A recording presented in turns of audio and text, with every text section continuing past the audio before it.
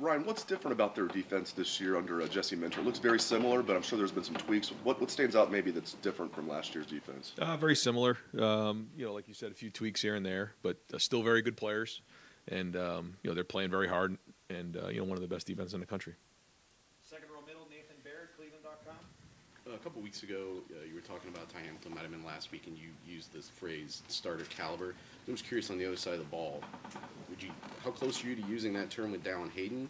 And is he someone that you're confident enough in after the last 2 weeks to rely on him in a big way? Yeah, hard to say, but to see the way he stepped up last week was certainly tremendous and encouraging as we move into this rivalry week. And great to see him taking care of the football. That's the number one thing we need. And so he'll have to have a good week of practice. And I know he's going to prepare hard to get ready to play in this game.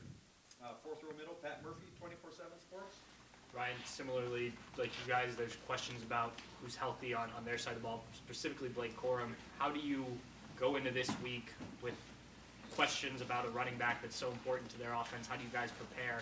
And do you have to do anything different if he's not on the field? He's a great player. We're going to prepare for him to play. We expect him to play. And, we'll just do the best we can. They're a very good offense. They have plenty of running backs, plenty of good players. So while he is very, very good, we'll just continue to prepare for all of them. Fourth row left, Jacob Bench, The Lantern.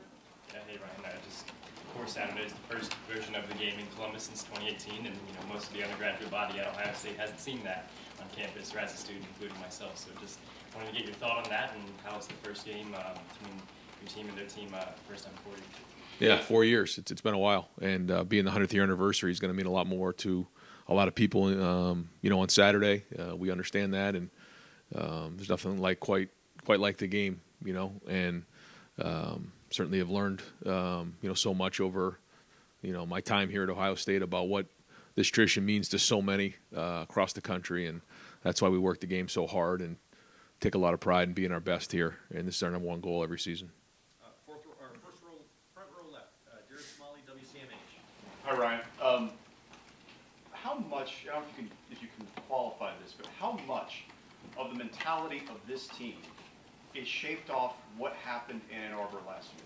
Well, I think you're shaped by whatever's happened in your past, and we have scars, and it motivated us all off season. So we've worked very hard to get to this moment right here, and now it's time to go prepare the best we can, and that's what we're going to focus on, physically, mentally, and emotionally, to go play the hardest game we've ever played. And we'll find out where we're at on Saturday. Third row left, Dan Holt, 11 Warriors. Ryan, in terms of the running back situation of Travion and Ryan, how much does that balance of how much they'll play on Saturday come down to how much they're able to practice during the week? You're in week 12 here, so it's not like it's early in the season. These guys are experienced, so I think early in the year you'd say, well, if they hadn't practiced all week, it's going to be hard for them to play in a game. We'd like for them to practice, and we're going to plan on them to practice. But if they miss a little bit here and there to get healthy to go play in the game, then we'll adjust accordingly. But these are veteran players who have played a lot of football. Third row middle, Rob Aller, Columbus Dispatch. Ryan, one advantage of Michigan's media day being yesterday is we get to follow up on what Jim Harbaugh says, which is usually a lot. He says there's no room for hate. This doesn't have to be hate in this game.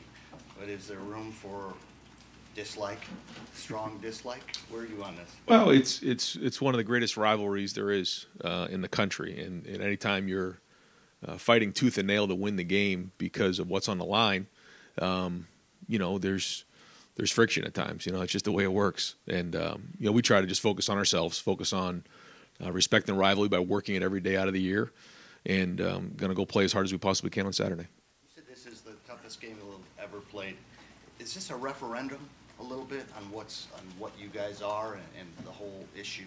It'll come to the surface? Well, I just think I think about my first year being the head coach here, and one of the first things we started off the whole press conference was it comes down to this game, and then you have to win every game after it. So it's not changed. It's been like this for 100 years here. So I get it. But obviously, this is a great opportunity. Both teams are undefeated.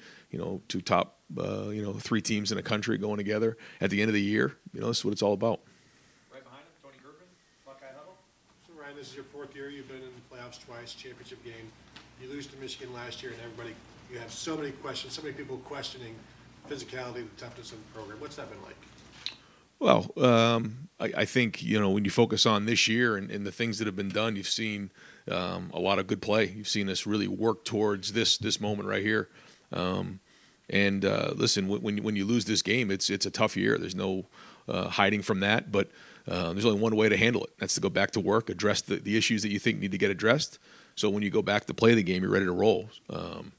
So we got a few more days here to get ready, to prepare. But up until this moment, we've done everything we can to get to this moment right here and be ready to go. So when you get to play on Saturday, you get to play with a lot of confidence because you've known you've been working towards this moment for so long. And then you go play as hard as you possibly can. And then how many of the changes with the coaching staff or whatever happened because of that game? I don't know if I could give you a number, but this is, we're evaluated by, the big games. That's the way it goes here. And certainly we know what comes with it. Front row right, Austin Ward, Rivals 97.1. Ryan, it didn't look good for Matthew Jones on Saturday. I don't know what his status is, but if you have to make a move there, it seems like an interesting decision because Josh could kick inside. It seems like he's been the sixth guy. Enoch's been maybe the first at guard. I know you have a week of practice to the decision to make, but what do you think might be the best way forward there? Yeah, if need be, you got a couple options right there that we'll work through during the week and figure out if we do need to go to depth, who to choose. And a lot of that have to do with how the week goes and how Matt's feeling and how well those guys do and pick up the game plan. How much ability do you think Josh has to play inside or outside there?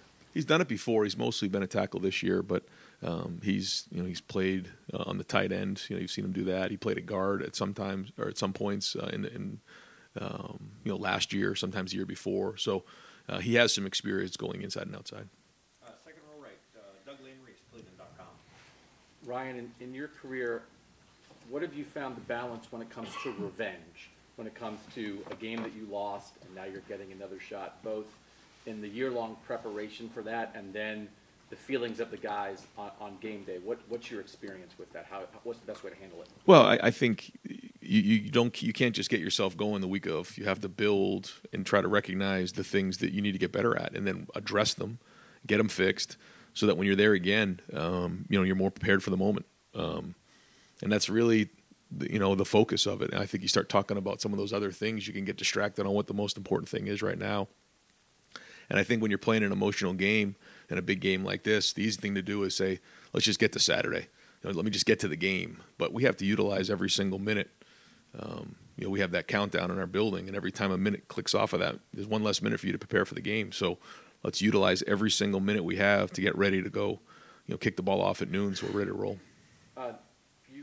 In your head coaching career here, Ohio State's lost 4 games. Didn't play Bama again after that. Didn't play Oregon again after that. First game you guys lost, Clemson in that semifinal. You don't know that you're going to play them again, but you do get them the next year, and you guys are ready, and you win that game the second time. Is any of that instructive for this? That was an example of a year later, you get a team that had beaten you the year before, and how you guys handled that? We haven't talked about that, but that was a different team and a different set of circumstances. But our guys know they felt the pain last year, and it led to simmer, and we had to chew on that for a whole year, and that's a long time. So we'll see what the corrections we've made. We'll see about the growth that we've made, and find out where we're at on Saturday. But I know you're going to get an excited team. But right now, the focus has got to be on having an unbelievable week of practice, unbelievable week of preparation with our bodies, our minds, and our souls. Right in front of him, Joey Kaufman, Columbus Dispatch. Ryan, you guys emphasize this game year-round, and you've done it in the past. And a year after a loss, is that something you talk about more, less? Do you do more team up north drills? What's the balance in terms of trying to motivate year-round? Yeah, there's a balance. I won't get into exactly what we do, but yeah, there's a balance there. There's certainly, you need to be reminded of what happened in the past, but also the focus is on this team. The focus is on playing this team against their team on Saturday, because nothing else matters about that. But when you have that in the back of your mind, it certainly lights a fire every time it comes to the forefront of your mind. Front row right, Dom Taveri, WBNS, 10 TV. Coach, we imagine the shoe will be rocking. Do you have a message for the fans that will be in the stadium, and what would it be? Yeah, just that we need to be as loud as we possibly can. We got to make it a hostile environment. Anytime they have the ball, we got to be as loud as we possibly can. This game has been going along for a lot longer than I've been here, but I know how much it means to so many people, and for all the people that are going to be in the stadium, if their presence can be felt, that helps the Buckeyes. Right behind him, Clay Hall, WSYS. Ryan, did you change, other than senior tackle, change any other processes, the way you do your business each week?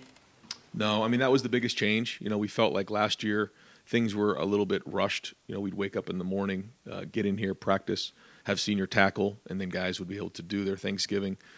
We decided to, move that. I know that there's been different, ways that they've done senior tackle here in the past. We decided to move that to really allow our guys to still have the afternoon with their families, but also spend more focus, more time on what really matters, and that's the game.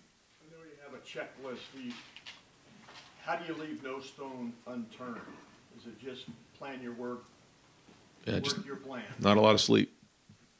How much will you get this week? Not much. Third or right, Cameron T. Robinson, The Athletic.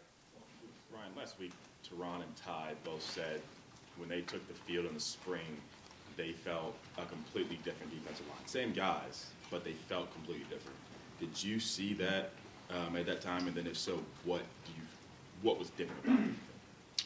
Again, I think our guys had a year under their belts. They played more. They won some games. They lost some games. They learned. They grew. They had a great offseason, and they're a year more mature. I think, that combined with, I think, again, our scheme and those guys embracing the aggressive style of our defense, I think that's where you get that. When you play young guys like you had to last year, you're going to have growing pains. But seeing the success some of those guys are having right now and the depth that you've been able to add, you don't ever want to lose, but you feel like some of that, I imagine some of that probably helped you guys. No, I know what you're saying. It's when you're playing young players. We had a very young, but also an inexperienced team. Even the guys who were a little bit older last year hadn't played a whole bunch. There's growing pains with that, as we know, and so you hope that experience is invested time well spent. Because when you have those growing pains and you lose games, hopefully that you can cash in down the road from those learning experiences. We'll find out. Right next door, Dylan Davis, Delaware Gazette. Has Dalton Hayden's play elevated himself to a point where, having him healthy and running with conviction is better than 80-85% of one of these other guys? They're not just playing because they can play. I think it's definitely worth a conversation. Yeah, I think when you start to see and you put on the film and the film speaks for itself, you got to make that decision of who's the best guy in this moment to go put on the field. Right behind him, Spencer Holbrook, Letterman Row. Ryan, this game already has a lot of emotions, and you added 11-0 this 11-0 first time here in 4 years. How much do you have to balance with these guys? Discipline, but also allowing them to be emotional and play with emotion, but not too emotional so you don't get a cheap personal foul or a penalty that you're going to throw. Yeah, I think there's the emotion leading up to the game, which is I think what you're saying, and I think that's why we have to have our routine and not deviate from our routine, because it is such a big week. There's so much emotion involved with it. You have to build towards noon on Saturday, but we have to have a great week of practice and preparation.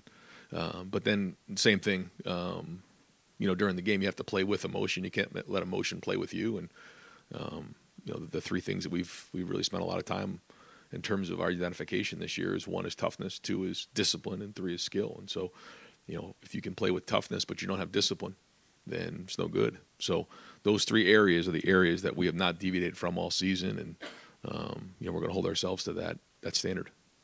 Deep center, Jeremy Birmingham, Rivals.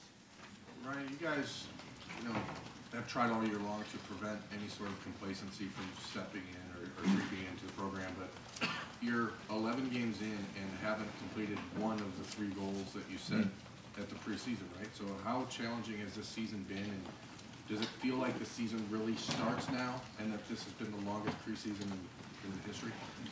It's when you say it like that, and I'm the one who says it. It can be sobering, but that's just the standard we hold ourselves to. I'm still very, very proud of what how our team's grown and built to this point right here. But we'll talk about that later. What we need to do is, we know these 3 goals were going to happen at the end of the season. If we played this game the first game of the year, then we would have that challenge right then and there.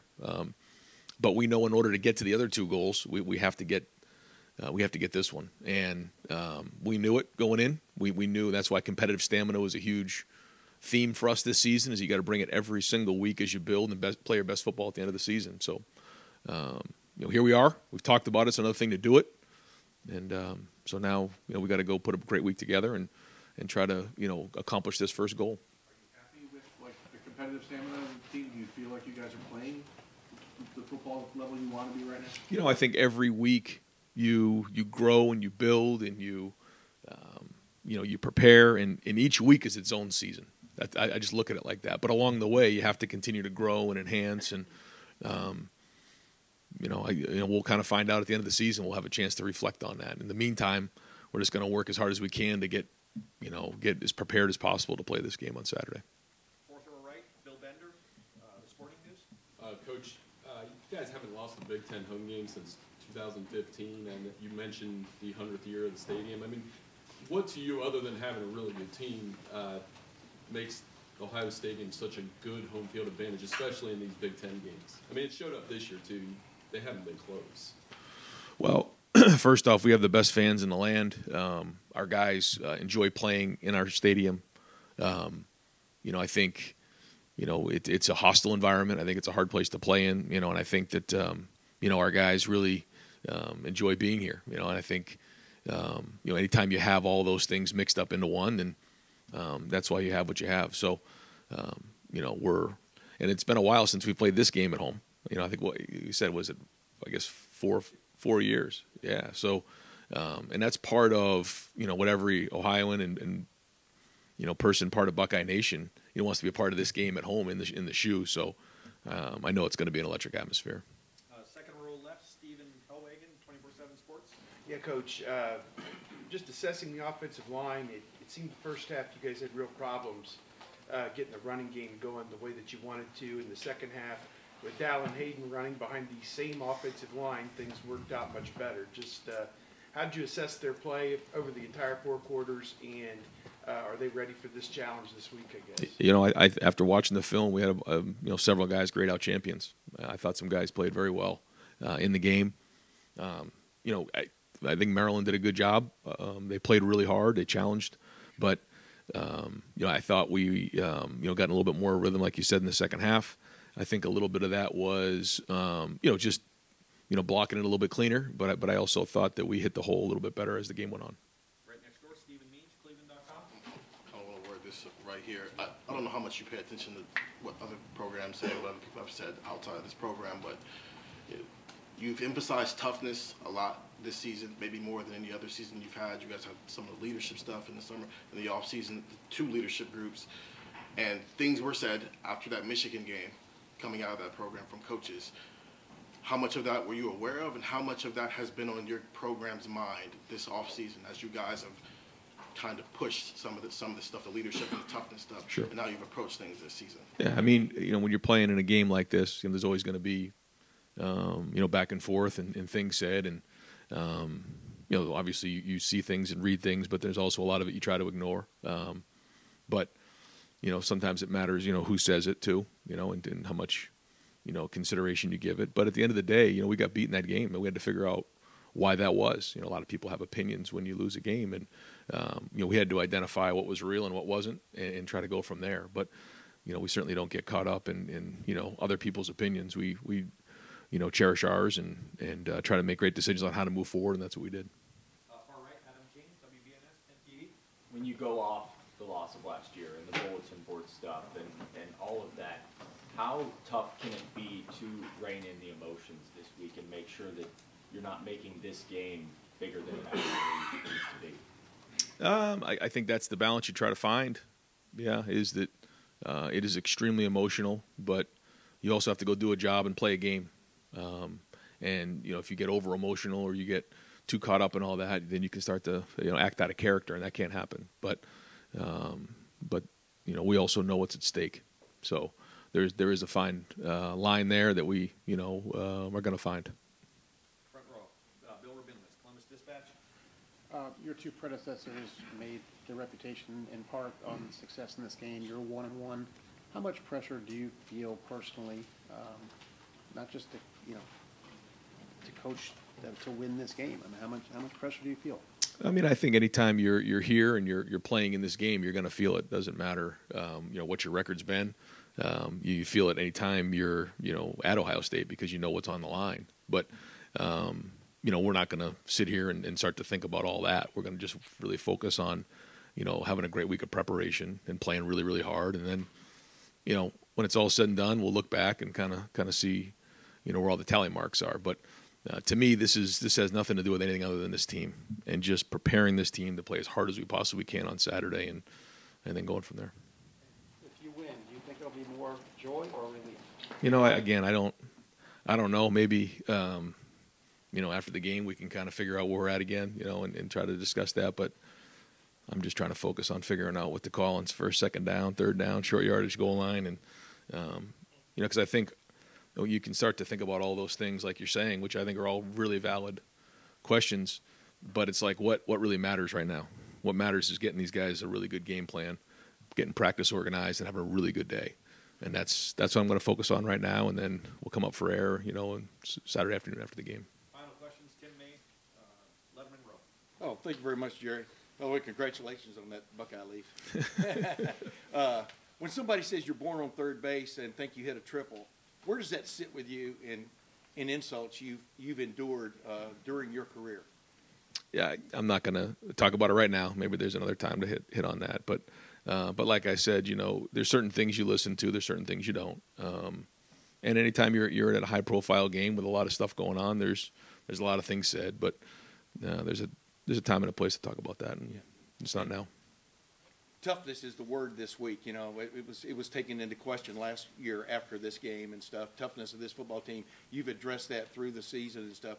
What has told you that this team is tough now, tough enough, so to speak? Obviously, the ultimate test comes Saturday, but and I'm looking at y'all. Y'all have had at least 3 games go into the fourth quarter up in the air, and y'all won those games. That's as much a sign of toughness, I would think, as anything else. But what just tells you you've got a tough football team? Well, when you talk to other coaches after the game, and just what do you think? And you get a lot of great feedback in that area. And you guys are playing hard, you're playing tough, you're playing physical. Guys are disciplined, they're where they're supposed to be, they're well coached. You hear all those things over and over again, and that just means that we've done it. So, we wanted to make it our identity. I think we've built that as the season's gone on, and but all that building was to get to right here. But as a coach, you'd rather a game already be done at halftime, I would think. You know what I mean? But what does that, in retrospect, having to win games in the fourth quarter, do for a team from a standpoint of confidence, whatever you want to call it? Well, it builds resilience. It builds that toughness. It builds that perseverance. That no matter what happens in the game, it's not going to go perfect. You got to keep fighting. You got to keep growing. You got to keep building. And your backs are up against the wall. What are you going to do? And we felt that a little bit here. Certainly the Rose Bowl was kind of the one there. We started to turn it a little bit, and then the Notre Dame game, and then the Penn State game, and even last week. So, that resilience has been tested. And again, all these were trial runs for right now. I goofed up. One last question. Bill Landis, Rivals. Brian, you saw, Chris Olave in this game at 18 as a true freshman make a real impact. I know Dallin has a larger body of work at this point than Chris did then, but what are the conversations like when you're trying to decide whether or not a relatively inexperienced true freshman can handle a spot like this? Yeah, well, I think you're right. I think I mentioned that earlier, was that the blueprint's already there for guys like that, whether it was, Marvin and Emeka in the Rose Bowl, or, Garrett Wilson, back in 19, had a huge game there. Olave in 18, guys kind of build, and then hopefully you can count on them late in the season. So, we'll see. I think the number one job for Dallin is you got to take care of the football. That's the number one thing. Anytime we hand you the football, you got to take care of that, because turnovers are going to be huge in a game like this. So he's going to keep preparing and keep growing and keep building this week. And, you never quite are prepared, for a moment like this until you actually get in it, and I know because of, the way the game went in 17, when JT went down in the first, or had the knee, and, before the game even started, and Dwayne went in the game. So, but at the end of the day, I think, like we talked about, it comes down to your preparation. You got to trust all your preparation up to this point, and focus on just having a great week of practice.